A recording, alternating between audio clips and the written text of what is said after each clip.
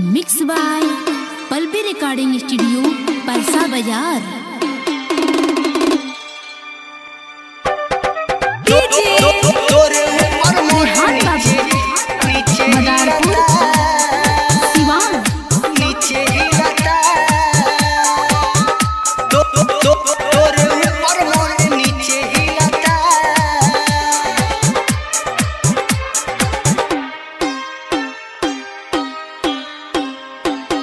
DJ Rehan बाबू जान लेब का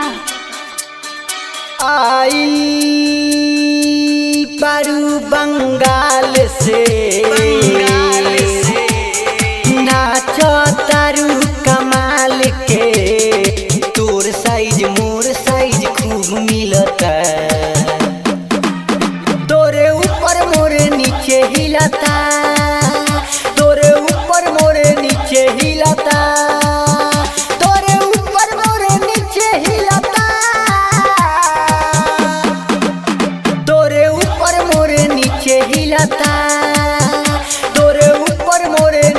हिलता डीजे तोरे ऊपर मोरे नीचे हिलता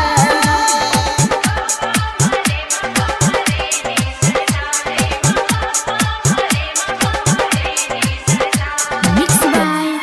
पल्लवी रिकॉर्डिंग स्टूडियो परसा बाजार। चुअता टप टप पसीना कम सिन उमर बा हसीना लचके कमर नागिन जैसन मुश्किल भइल बाटे जीना चाल चले लू जैसे चले मोहरी निया रे भागा दराइल तोहर चढ़ल जवनिया रे गजब के बासु घराई केतना करी बराई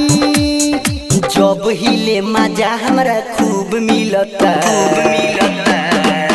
तोरे ऊपर मोरे नीचे हिलता तोरे ऊपर मोरे नीचे हिलता तोरे ऊपर मोरे नीचे हिलता तोरे ऊपर मोरे नीचे हिलता तोरे ऊपर मोरे नीचे हिलता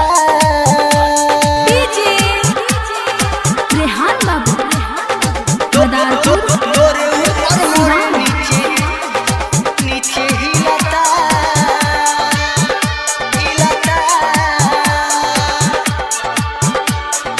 का हो डीजे रेहान बाबू जान लेब का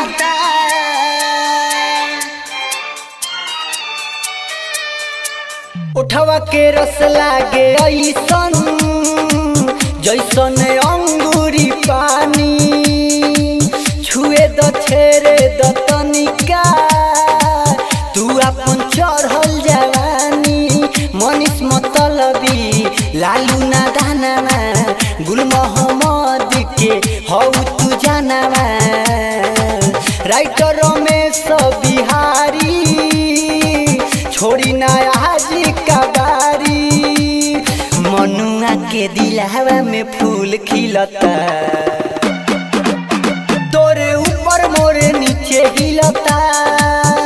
तोरे ऊपर मोरे नीचे हिलता तोरे ऊपर मोरे नीचे हिलता तोरे ऊपर मोरे नीचे हिलता तोरे ऊपर मोरे नीचे हिलता तोरे ऊपर मोरे नीचे हिलता। Mix by Pallavi recording studio Parsa बाजार।